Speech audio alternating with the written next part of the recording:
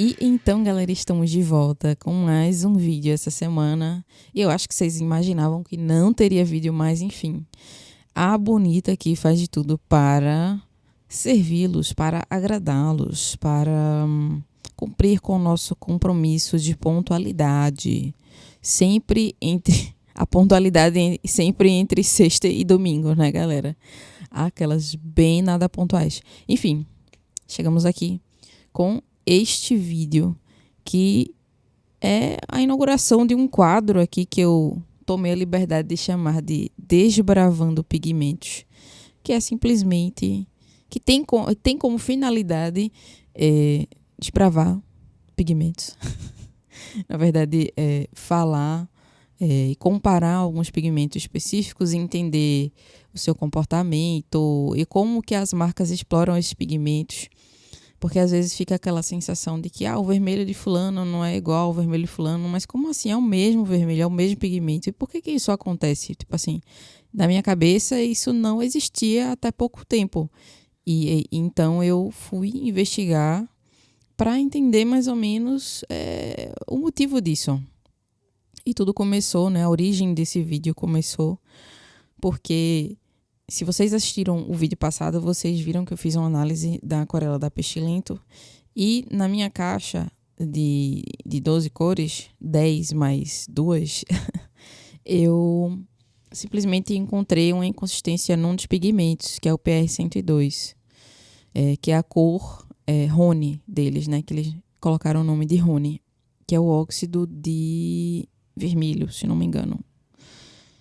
E, bem, óxido de ferro vermelho. E, bem, dentro dessa inconsistência desse pigmento, entrei em contato com a marca e eles me disseram que era assim mesmo, que o pigmento ele tinha essa tendência a fazer pequenas bolinhas, pequenas granulações. Não eram bem granulações que estavam apresentando, eram mesmo bolas, umas manchas dentro da pintura. Nada bonitas, nada legais. Eu mostrei no vídeo passado de novo. Vou deixar aqui o link do card para vocês assistirem assim que terminar esse vídeo. Quem não assistiu, vai lá ver. É muito importante ver essa informação. Então, tendo isso em mente, eu pensei, poxa, eu acredito que isso não seja verídico. Mas não discuti com a marca. Eu fiquei com a informação para mim, né? E pensei, vou testar, vou tentar compreender como que esse pigmento funciona em outras marcas. E aí surgiu a ideia deste vídeo, para a gente comparar e compreender o funcionamento do mesmo pigmento. E então eu peguei algumas marcas, algumas eu já tinha aqui em casa, outras eu precisei adquirir. Esse já foi o vídeo mais caro desse canal, muito provavelmente. Esse está sendo o vídeo mais caro de todos os vídeos que tem aqui até o presente momento, mas enfim. Peguei algumas marcas e coloquei para jogo para a gente compreender. E até então, o que eu percebo é uma variação na textura e na coloração. Cada marca vai trazer o seu próprio pigmento, né? Vai acender, vai trabalhar esse pigmento na confecção da tinta de uma forma diferente para que ele acenda de uma forma, que ele brilhe de uma forma diferente, até para trazer uma certa assinatura para a própria aquarela, né? Para a própria marca. Tipo, os pigmentos da Daniel Smith, eles tendem a ser mais granulados, a ter mais textura. O pigmento da... Eu estou dando um exemplo, tá? Da White Knight, ele tende a ser mais soft, mais suave, ele é mais fino, é mais fácil de trabalhar. Então, cada marca vai procurando deixar o seu legado, digamos assim, né? A sua assinatura, porque o pigmento é o mesmo, mas a assinatura ela vai variar de acordo com o propósito da marca. E tendo isso em mente, obviamente, eu entrei em contato com ele, o professor Ricardo de Química, o professor que não só entende de aquarela, como ensina os alunos dele a fabricarem aquarela. E perguntei para ele por que isso se dava, por que o PR101 tinha tantas variações de tom e tudo mais, e enfim.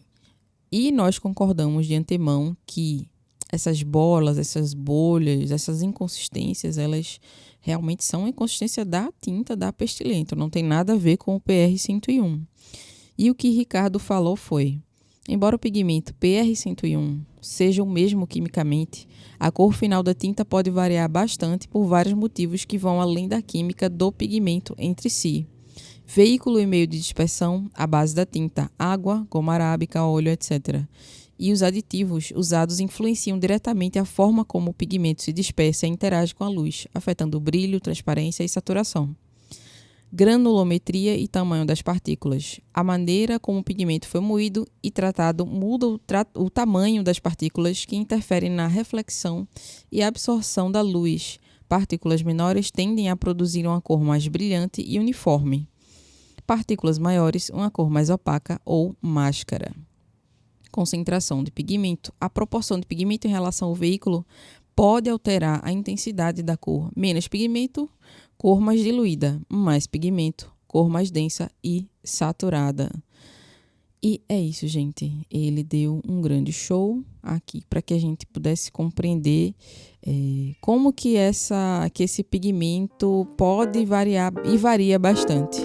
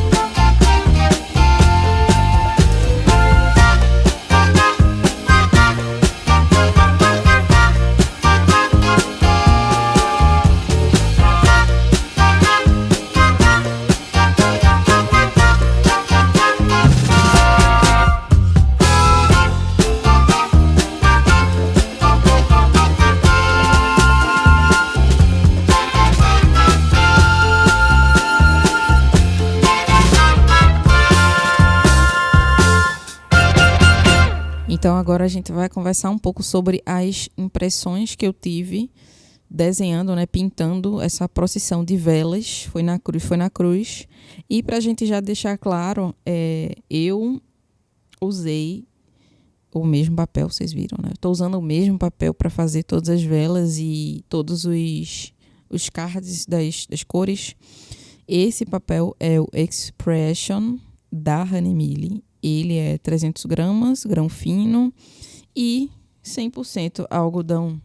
Inclusive, era um bloquinho que eu ia fazer review, mas agora praticamente acabou, né, meninas? Depois desse teste, só ficaram 2 folhas aqui para contar a história. Quem sabe a gente consiga fazer alguma coisa com elas. Risos de desespero. Bom, o que eu percebi nesses testes todos, além de tudo que Ricardo trouxe, que eu li para vocês, ele falou bem mais coisa, tá? Mas eu dei uma resumida. Tudo que ele falou foi bastante assertivo e a gente consegue perceber como essas cores se variam, como os tons são variados. As próprias cores têm nomes diferentes, né? Umas puxam para o laranja, outras vão puxando para o vermelho.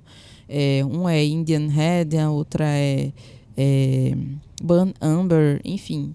Então, cada marca trabalhou esse pigmento de uma forma diferente e isso ficou bastante claro pra gente. Óbvio, né? Ficou bastante claro que cada marca vai ter a sua forma de trabalho.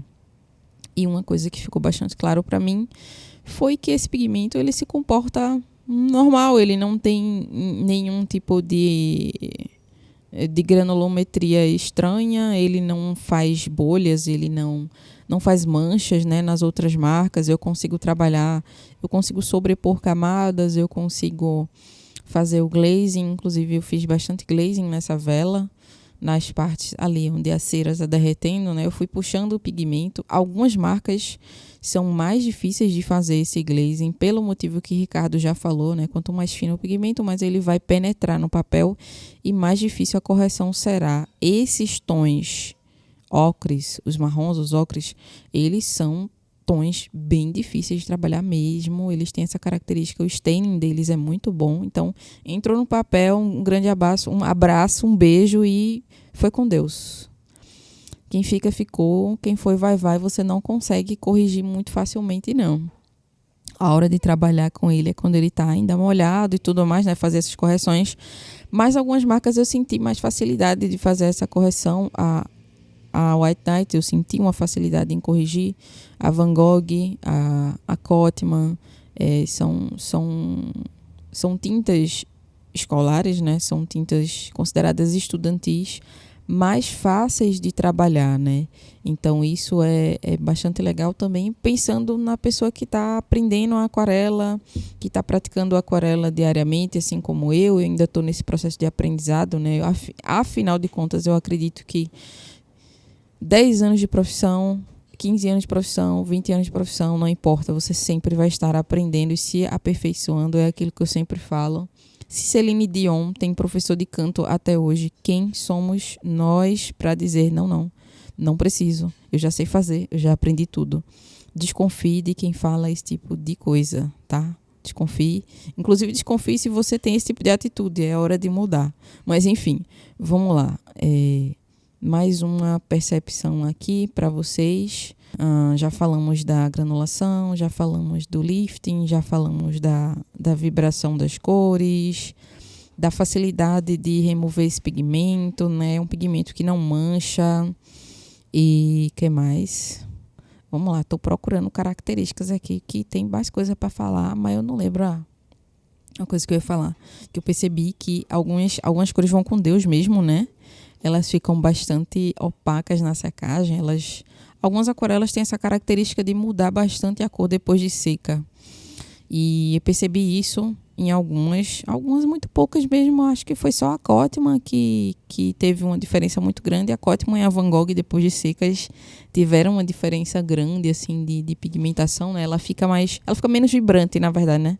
A gente costuma falar que ficou mais opaca, mas na verdade ela ficou menos vibrante, e isso se deve, lógico, pelo fato de que o papel ele vai puxar esse pigmento para dentro dele, né? Então, essa opacidade, essa falta de saturação, melhor dizendo, ela é bastante natural para essas aquarelas mais baratas.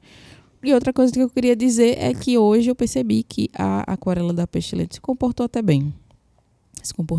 Hoje ela estava afim, ela estava de bom humor. Eu acho que o clima mudou e ela decidiu performar legal. E então é isso. Tem dia que ela vai estar bem, tem dia que ela não vai estar bem, e tudo bem também. Acontece. vamos entender que ela é mais temperamental e dependendo do dia vai rolar e dependendo do dia não vai rolar. Então você tem que entender isso antes de trabalhar com ela.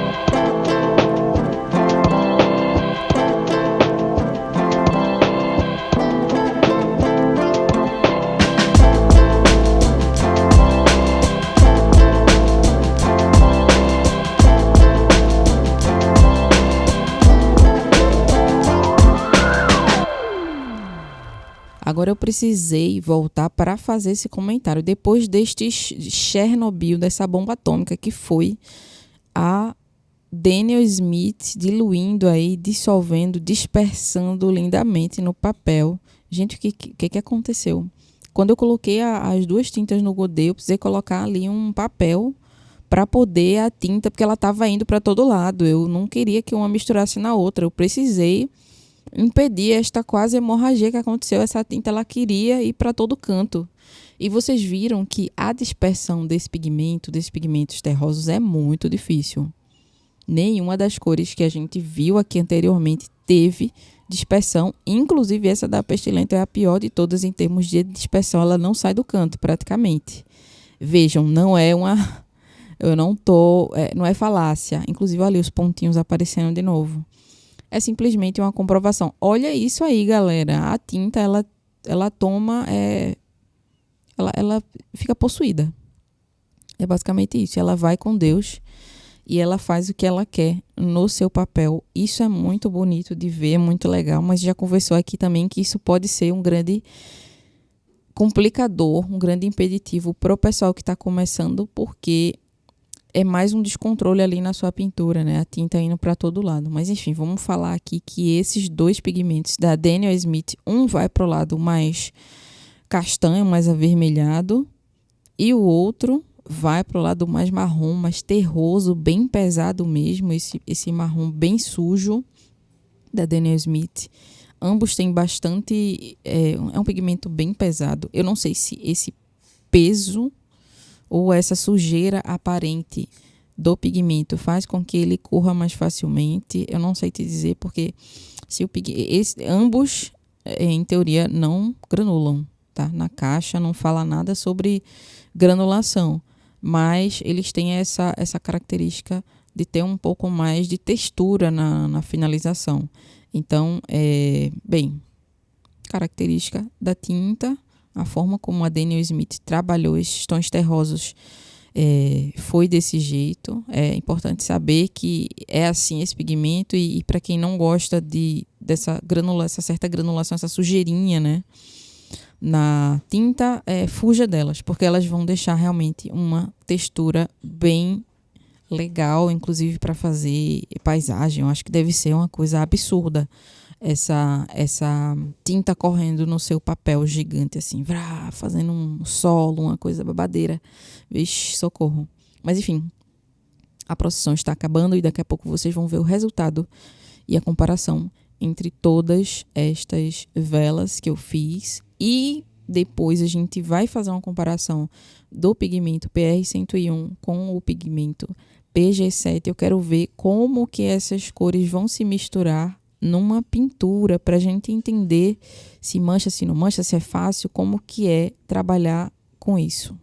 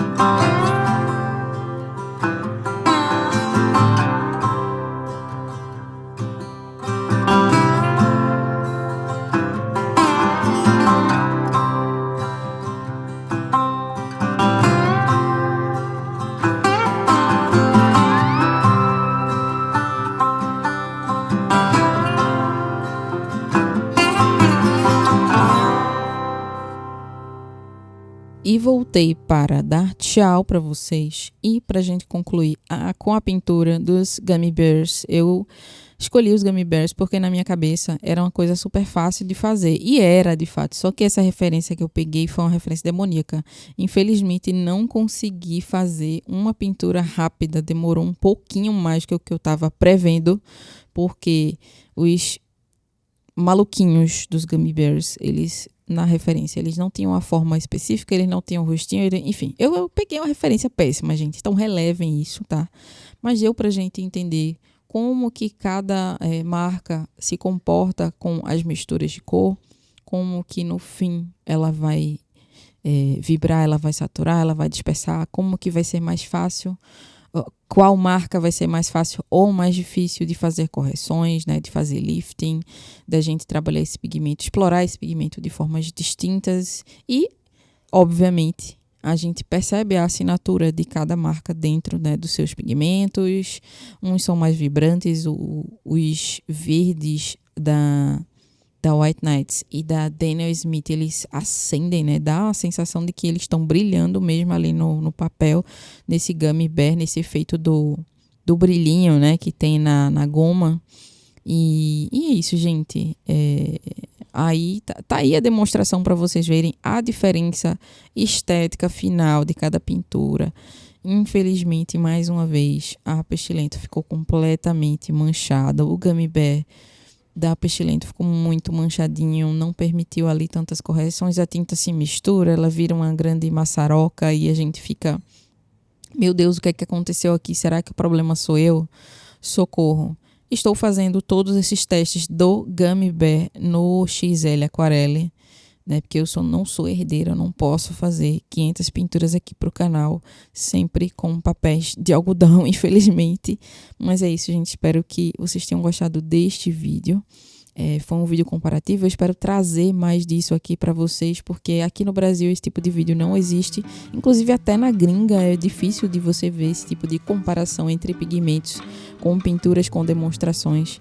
Então, se você se divertiu, se você se informou, se você aprendeu alguma coisa nesse vídeo, deixa o like, deixa um comentário aqui para eu saber a experiência de vocês com este pigmento. Vocês já tinham observado esse pigmento antes? Já tinham percebido que ele existe na sua caixa? Se ele existe na sua caixa, provavelmente sim. E é isso, galera. Muito obrigada por terem chegado até aqui. E um abraço para vocês, fiquem bem e até a próxima.